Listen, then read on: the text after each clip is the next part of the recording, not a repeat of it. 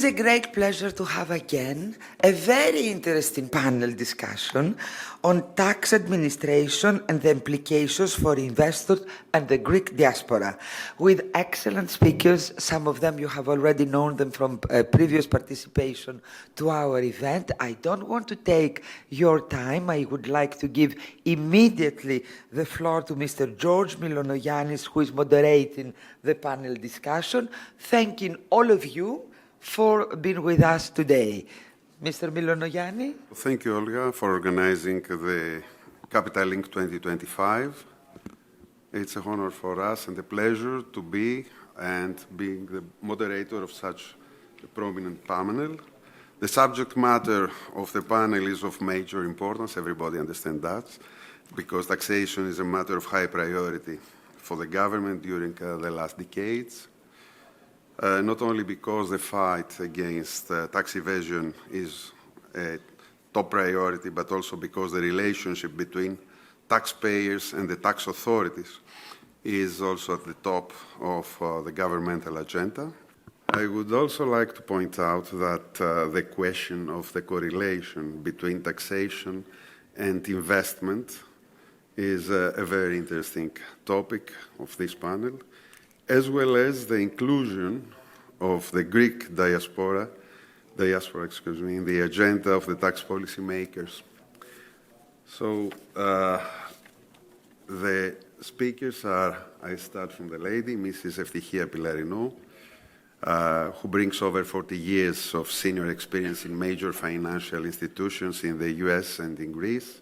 She was the first woman to lead a financial institution in Greece as governor and chair of the Hellenic Development Bank. She is currently the president of the Hellenic American Chamber of Commerce.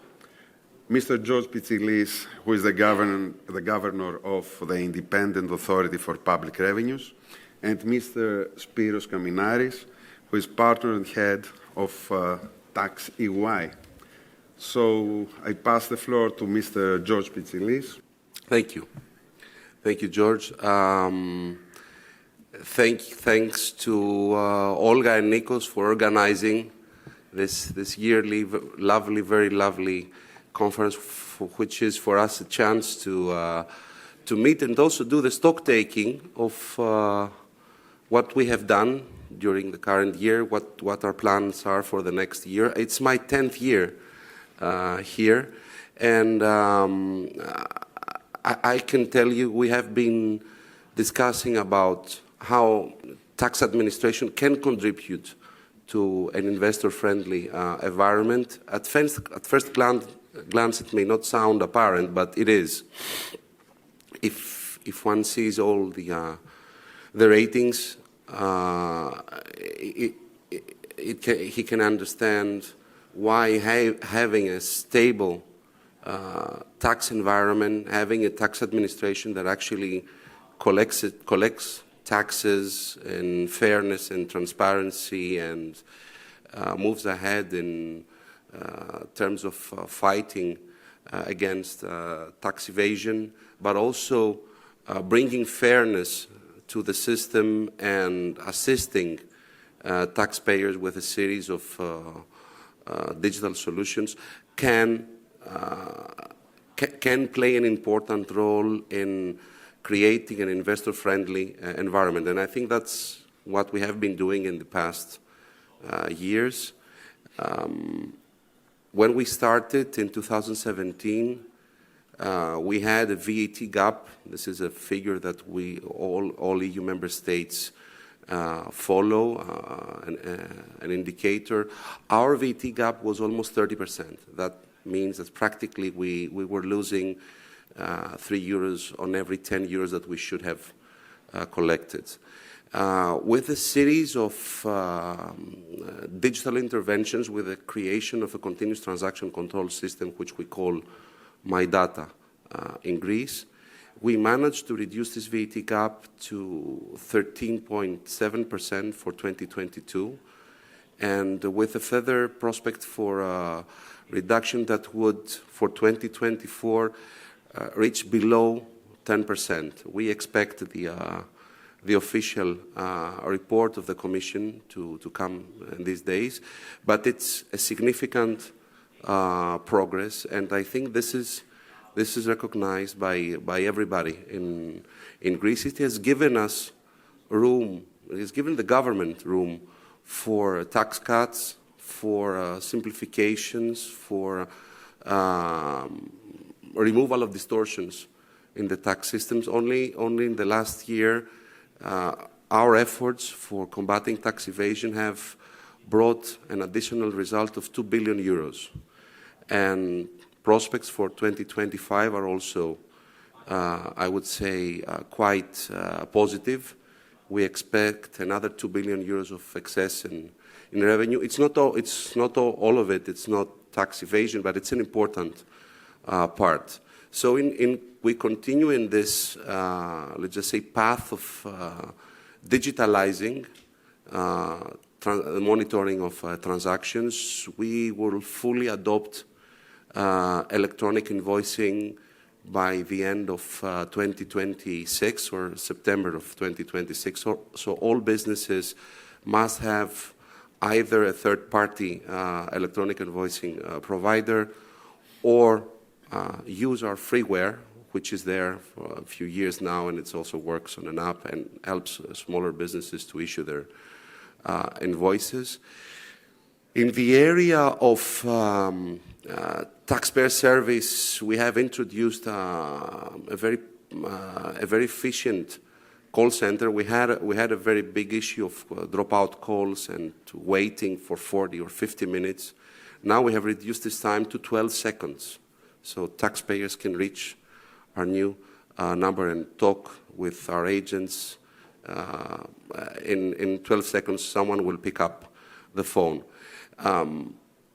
This has helped us also organize and think on how we're going to go further with our internal organization, harmonizing and fully using digital technologies in order to make a service that would not just be the addition of local competencies, but we will work as a team and serve taxpayers no matter where the taxpayers are.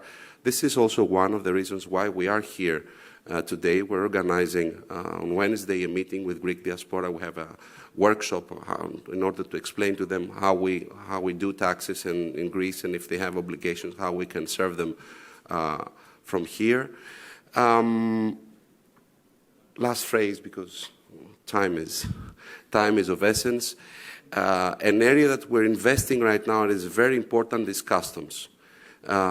And this is an area where this is also of importance for the U.S. The U.S. has expressed interest in development of the Thriasio area in Attiki, third-party logistics. So having state-of-the-art customs procedures there is tantamount importance to what the business community wants. In a nutshell, we have been investing in trust, in resilience, in understanding the business community. We're extrovert, we're here, and we have always have had an open mind in what the business community wants from us, because public revenue is not self-growing. It is the work of the businesses that do business in Greece. Thank you. Thank you, George. If I have to summarize, I would say that the relationship between tax administration and the real world, the business world, is closer and closer, and this may be considered as a strong incentive for investors. So I pass the floor to Mrs. Eftihia Pylarinou. Eftihia, please. Good morning to our audience, guests of Capital Link and friends and members from the Hellenic American Chamber of Commerce. Allow me first to extend warm congratulations and sincere thanks to Nico and Olga Bornozis for organizing yet another outstanding Capital Link conference, one that somehow becomes more impressive every single year. As the president of the Hellenic American Chamber of Commerce, I would like to share a few words about our institution. And Olga Bornozis, I should mention, is a member of our board. The Chamber was established 78 years ago, originally from ship owners, with a simple but visionary mission to strengthen the economic and cultural ties between Greece and the United States. Over the decades, our membership expanded to include business leaders across almost every sector of the economy. But we continue to honor our ship owner founders with a dedicated shipping conference that we host every year around February.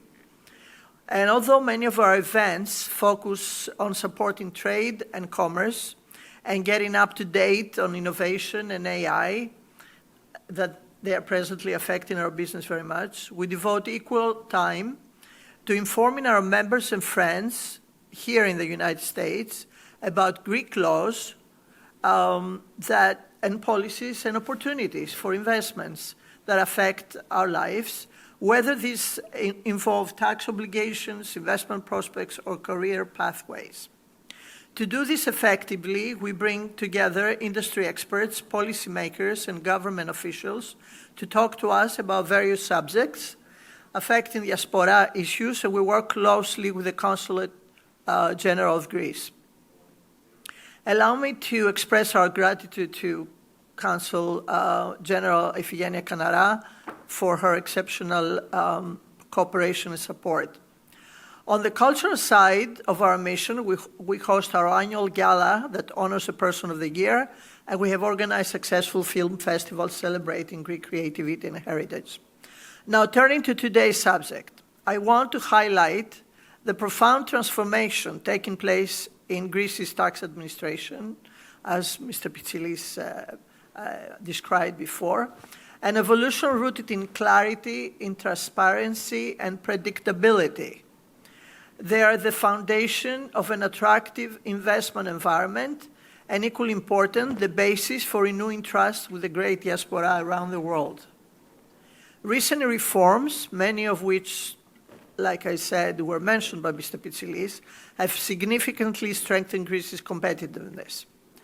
I'd like to mention the non-dom regime for high net worth individuals, the 7% flat tax for foreign pensioners, the 50% income tax exemption for professionals returning to Greece, incentives for angel investors and startups, R&D incentives, and the framework for establishing family offices. These initiatives do more than offer financial benefits.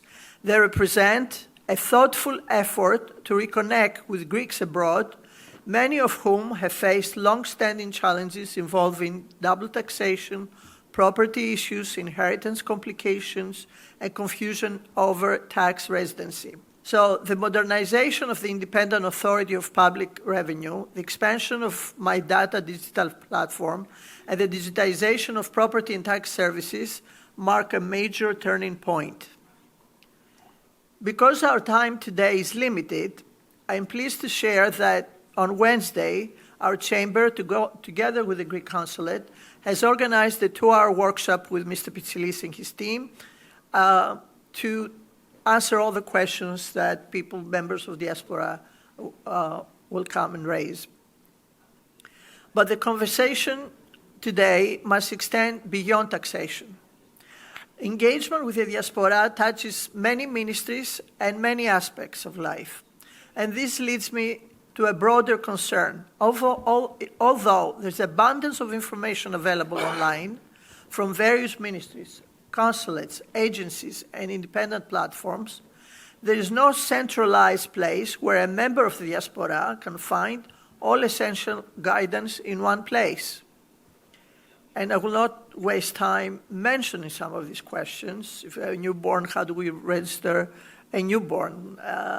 What documents do I need to move to Greece? What medical facilities or insurance options exist in Greece? Where can I put my kid when I go to Greece in private schools? What are my obligations for the military, et cetera, et cetera? This information is available, but at different areas, different ministries. So for each of these questions and many more, the answer lies on different websites, a different ministry, a different platform. So we ask, why can we have one unified platform one Diaspora service portal that brings all these resources together. Such a portal could provide centralized information, bilingual guidance, and direct communication with the appropriate government agencies.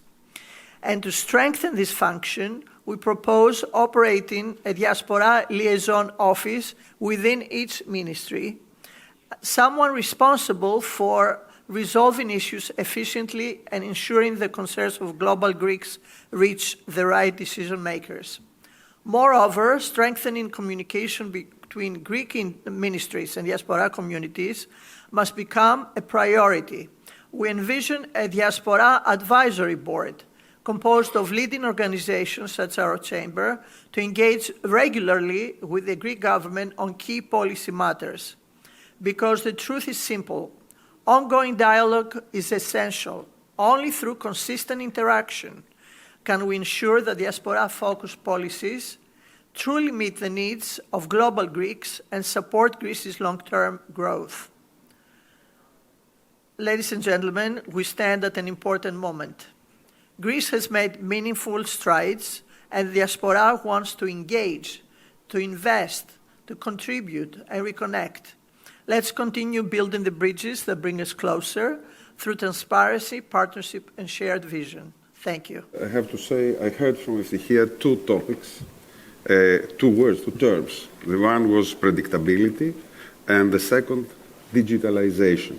So, Spyros, I think you have to tell us many things concerning these topics. Thank you. Okay. I will just, first of all, thank you to the organizers for being here for another year for this great event. I think George and Eftihia have mentioned the progress that the country has made the last many years, I would say, but the last 5 at least. And as being, serving investors for the last 25, 30 years, I can tell you that this path was not an easy path. And if one can remember how difficult it was for an investor to invest in Greece in the 90s or in later than this, mainly in aspects like predictability, as it was mentioned, as a confirmation of basic investment assumptions, because when you invest, you need your basic assumptions in regulations and taxes to be there. So we had investors that were reluctant to invest because law was changing every year, approaches were changing years to years, and that made their lives extremely difficult. I think if something has moved forward from an investor's perspective is that now we have a predictability, both in legal basis, but also on administration basis. And all the stakeholders have a certainty that no substantial aspects of the investment will change as we move forward. I think this is valued by the investors. I mean, Ernst & Young has made what we do every year, the attractiveness survey. And obviously, what investors are looking for are lower taxes, incentives, of course, but most of them, they are looking for certainty and predictability. And this is something that it is really there for Greece. There would be a question, is everything perfect? I would say no. There are things to be done.